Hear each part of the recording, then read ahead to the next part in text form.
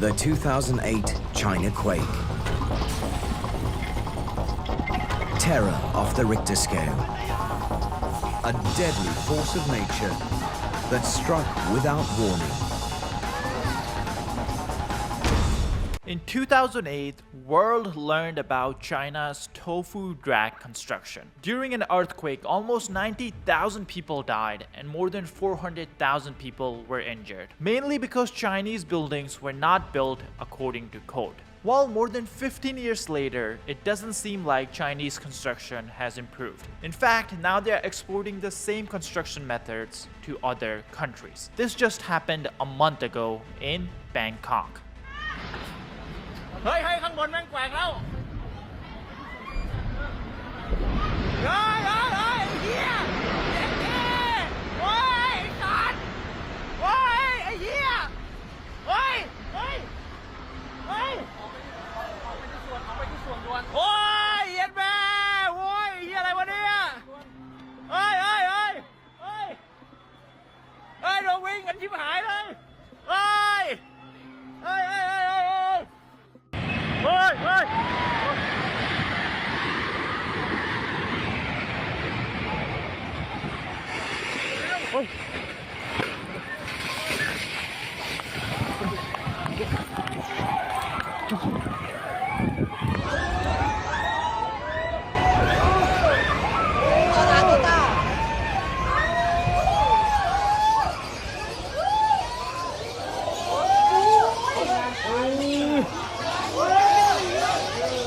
On March 28th, a major earthquake hit the Southeast Asian nations. The epicenter of the earthquake was in Myanmar, but you could feel the earthquake all across the Southeast Asia. Unfortunately for Bangkok, one building collapsed during this earthquake. And guess who was involved in the construction of that building? A Chinese company. As if this wasn't bad enough, just a day after the collapse happened, 4 Chinese individuals were caught entering the restricted area to steal construction files and other reports that could help with the investigation as to why only this building collapsed. It seems that China was trying to hide something. And we can confirm this because there were a lot of posting about this building on the company's website, but as soon as the collapse happened, all the posts were deleted. On top of this, Chinese censors started working overtime to stop even Chinese citizens from asking questions about why only this building collapsed in the earthquake. For many Chinese families, this was a reminder to what happened in 2008 in Sichuan earthquake, and that's why questions were rampant. Now, I'm sure there are Chinese bots here on this platform trying to downvote any videos that are talking about this incidents. So if you guys can do us a quick favor and hit that like and subscribe button down below, it truly does help us out in fighting the bots and in the algorithm. Now, right after the collapse, the Chinese company also claimed that this building was not done. But this contradicts what they did just a few months ago. They were celebrating the completion of the initial structure of this building, basically saying that, hey, the main frame is done. And then as soon as it collapses, the same company is now saying, hey, the building was not done. Now, the reason behind this secrecy is simple. This building that collapsed in Bangkok was China's BRI project building. That means CCP was personally involved in funding this, and now that everyone is learning about the corruption behind it, CCP wants nothing to do with it. Well, unfortunately for the CCP, the Thailand authorities want justice for the victims, and that's why they have opened an investigation, and just in the early stages, they have uncovered some serious problems. According to the investigators, the 5 Chinese nationals who were arrested just one day after the collapse for entering the restricted area were trying to remove 32 documents, including the blueprints. The suspects claimed that they needed these documents for insurance purposes, but authorities have claimed that the material inside these documents are evidence of irregularities and corruption. On top of this, the Department of Special Investigation also found that 30 engineer signatures had been forged on construction-related documents relating to this building. The whole thing is filled with corruption, and there are 2 main Chinese firms that are at the center of this whole scandal. One of them is Shin K Yuan Steel, and the other one is China Railway Number 10. Investigation has revealed that Xinquan Steel used steel bars that were not up to country's safety standards. Now, on top of this company has a history of safety violations. In fact, just a year ago on March 29, 2024, a crane collapsed at Ragon factory which killed 7 workers. Then, a few months after that, in December 2024, there was an explosion at a different factory which killed 2 people and injured 3. That's why just 2 days after the building's collapse, on April 1st, the company was ordered to shut down because of failing to meet safety improvements recommendations. Now, this brings us to our second point. You see, China Railway No. 10 was the construction company that subcontracted the steel stuff to the Xinquan Steel Company. Both of them were the Chinese company, and this is the big issue that BRI projects face all over the world. Whenever a country gets a loan from the CCP to improve their infrastructure, the money doesn't really go to the local economy. In fact, Chinese companies mostly work with other Chinese companies, and on top of that, they ship in a lot of Chinese workers to work on these projects in other countries. That means pretty much all the money that CCP is loaning these other countries, well, that goes back into China, all the while these countries are left with debt. On top of that, the projects that these Chinese companies are making are not usually the best quality, as you can see from this collapse. Now, this is something we've been covering for a long time. In fact, I think it's almost been 4 or 5 years since we first called this out, and we keep seeing countries fall for this even to this day. Here's a detailed breakdown of how CCP is using debt trap to basically enslave other countries and get their valuable resources. This was a few years ago. There's 2 ways to conquer and enslave a country. One is by the sword, and the other is by debt. Tajikistan, 2016. China built a 400 megawatt power plant for Tajikistan that cost around $350 million. The CCP funded the whole project and agreed to a repayment plan on the loan. Just 3 years later, when Tajikistan failed to make payments, China took over the country's gold mines as payback. Then, as Tajikistan missed payments on more loans, China took over its silver mines. Everything valuable in Tajikistan was now controlled by China. Sri Lanka, over $12 billion in debt from China. When the country was unable to pay its loans, the government took over a strategic port for business purposes. Once the country was officially forced into bankruptcy, China tried stationing military ships in Sri Lanka's port. These are China's latest generation space tracking ships, used to monitor satellites, rocket, and intercontinental ballistic missile launches. Plans were eventually pushed back when India caught wind of this news, asked Sri Lanka to deny the CCP permission to set up a military base so close to the Indian border. Pakistan, one of the biggest beneficiaries of Chinese loans, receiving more than $26 billion from the CCP and Chinese state banks, is now on the brink of bankruptcy. Money from China went towards building various infrastructure, including 12 power plants. Now, as the country struggles, these power plants have been shut down unless Pakistan makes an upfront payment on its loan. All these stories and more were all part of China's plan to increase its influence and power in the world. China wanted to overthrow the USA and become the superpower that every country listened to, and it was all going according to the plan. They were giving out loans under the disguise of help, and in return, they were getting all the important resources they needed. But then, something happened. Something that is now threatening the CCP's entire existence, and the CCP's plan to take over the world is crumbling right in front of them. But for us to understand why all of this is falling down like a house of cards, we have to first go back and understand quickly how China's initial plan worked. The Maldives, Sri Lanka, Tajikistan, Kenya's low. Ethiopia. Bangladesh, Pakistan is debt trapped by China. China will go where it sees its opportunities. For its part, China will own a little less than half the land. They are losing the market for their products to Chinese imports. And is suffering because of Chinese loans.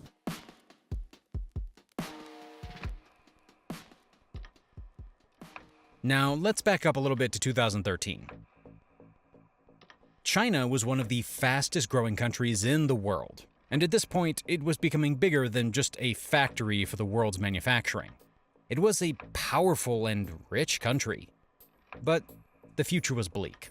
Growth was slowing down, the young population that fueled China's past growth was getting old, and the CCP's one-child policy had put a huge dent in China's future population. That didn't deter the communist government from focusing outwards and growing its power around the world. So Xi Jinping launched the most ambitious project in history to increase China's influence around the world. China would give out loans to poor, struggling nations in the name of help, but in return, China gained control over countries with valuable resources or strategic locations. Now you may ask, well, what if these poor countries can't pay back the loans? Well, China would then get control over important resources like gold, silver, and oil. But, okay, now I'm getting ahead of myself. We'll get back into this more in just a second. Let's get back to the story. Initially, the project was called One Belt and One Road Project. But some countries wondered why it was named One Belt and One Road. Is it because China would be the only one in control?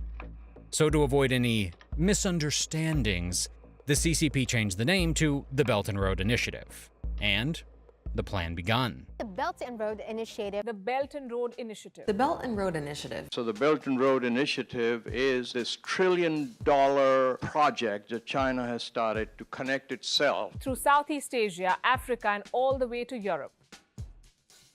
China has started loaning out billions of dollars to countries all around the world. It's given $12 billion to Sri Lanka, $26 billion to Pakistan, and $3 billion to Tajikistan.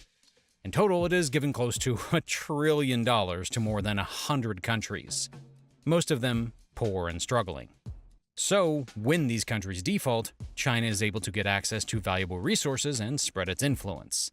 It controls power plants and strategic ports in Pakistan, gold and silver mines in Tajikistan, and quite famous Hambantota port in Sri Lanka, which it's trying to use as a military base as of last week. We will talk more about this soon, but first you guys might be wondering, why would these countries accept loans if they know China's true intentions? Well, unlike what Dave Ramsey says, loans aren't necessarily a bad thing. Now, things get wildly complicated when you look at the whole economy, so for simplicity purposes, I'll use a very simple example for the explanation. Let's say you are the head of a car rental company, which has 3 cars. Right now, you're making $1,500 in profit per month renting out cars. Now, let's say someone comes to you and offers you some loan money so that you can buy a 4th car, which you can use to make another $500 in profits. Now, as long as you use the loan money to buy a car like a Toyota, whose monthly payment is less than $500, then this is a pretty profitable business move for you, as the car will be making you more than what the loan payment is. Now, let's say you buy a car like a Mercedes, which has a monthly payment of, well, more than $500. Even though the car looks good for the business, it's not really a good business move because now you are actually worse off compared to before you took out the loan. You would actually be making less profit since now you have to use the profits from the other cars to pay off the loan for the Mercedes. Now, a country's economy is a lot more complex than the example I just gave, but the basics are still pretty similar. For any project that's built using the loan, as long as the output in GDP is higher than the cost of the loan, the country would consider that loan a good deal. But if the project from the loan doesn't turn out productive, then it's extremely bad news for these developing countries, as it pushes their economy even further back. And if China is involved, well, that just makes things even worse, as you will learn soon. Now, this is why when the world banks give out loans to poor countries, they come with contingencies. They have to show where the money is going, how it's being used, and if it even makes sense to use that money at all on certain projects. This helps eliminate or limit corruption and malinvestments from these loans. This is why Hambantota Port in Sri Lanka was denied the construction by several other lenders, because investments just didn't make sense from an economical standpoint. Sri Lanka already had a thriving port in the capital of Colombo, and even though demand was growing, it was nowhere close to a point where it would make sense to sink so much money into a new port. China, on the other hand, they didn't really care about the feasibility of the port when it loaned the money to Sri Lanka. In fact, it didn't really care about how the money was used in most countries, and it was all by design. Because you see, China's goal with these loans is not to increase the economic output of the developing nations. No. Its main goal was to gain influence over its politicians. Politicians who have decision-making power in the country, politicians who could sway public opinion in favor of China, and politicians who could push China's agenda on the international stage. China would just give loans with no oversight so that politicians can use the funds to win political points and stay in power. That's exactly what happened with Hambantota Port, as it was built in then-President Rajapaksa's hometown just to win political points with the public. Eventually, the Rajapaksa family's corruption led Sri Lanka's thriving economy to bankruptcy, and the family fled the country to avoid charges. But as long as politicians are cozying up to China, the CCP doesn't care how the loans are used. I'm sure China's communist government prefers that these corrupt politicians stay in power by any means necessary. Unfortunately now, more and more countries are realizing truly how bad these BRI loans are. In fact, we had yet another example just a few months ago that we covered here on the channel, and it was from Serbia, where a newly renovated train station collapsed, killing 15 people in the process.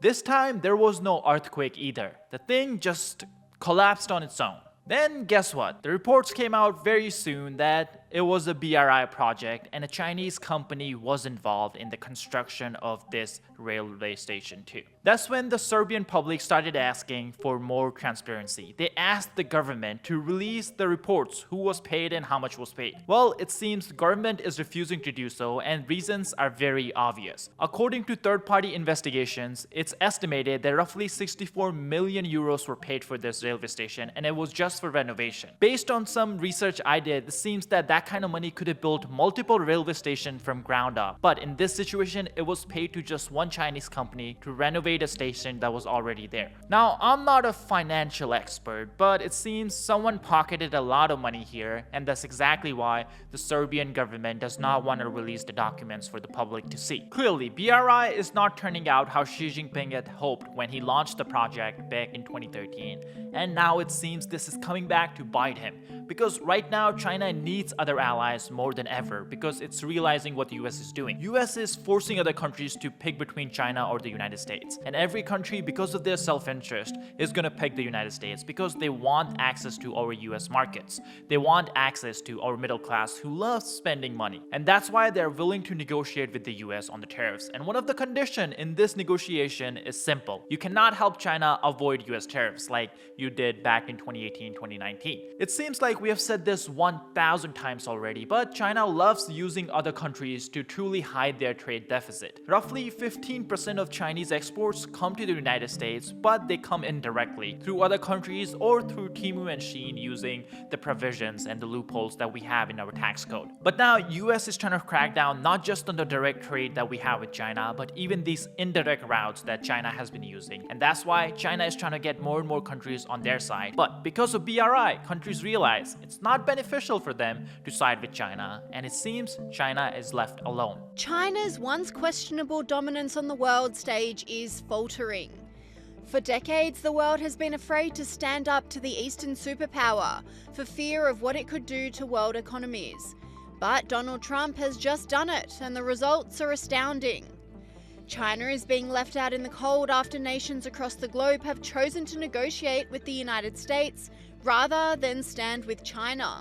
People were jumping a little bit out of line. They were getting yippy, you know? They were getting a little bit yippy, a little bit afraid, unlike these champions, because we have a big job to do. No other president would have done what I did. No other president. I know the presidents, they wouldn't have done it. And it had to be done. What was happening to us on trade, not only with, you know, if you look at it, not only with China, but China was by far the biggest abuser in history, and others also, but somebody had to do it. They had to stop because it was not sustainable. Last year, China made $1 trillion off trade with the United States. That's not right. And without the support of the world, China could very well be entering a new era of economic struggle. I believe that China will be forced very soon to come to the table for the simple reason that China's economy is completely dependent on its exports to the United States and to the West. China has built its entire industrial strategy since its entrance into the World Trade Organization on being able to sell highly subsidized, currency-manipulated, dumped goods into U.S. markets. It is an industrial strategy from China to product dump strategically to take out American steel, to take out American aluminum, to take out core American defense industries and defense needs so that we're reliant on China.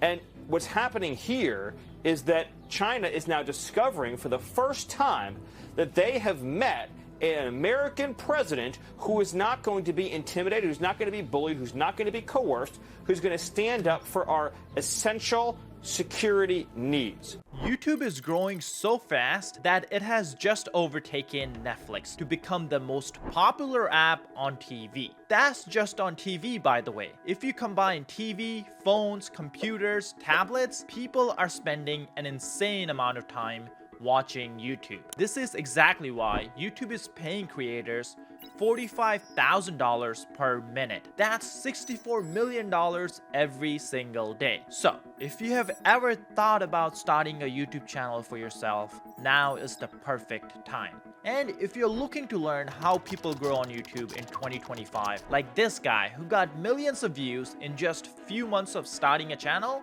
then I have a solution for you. This weekend, I'm holding a free bootcamp for beginners where I will share all our YouTube advice and answer any question you have about growing on YouTube. If you're interested in learning from this bootcamp, you can sign up by clicking the link in the description or scanning the QR code on your screen.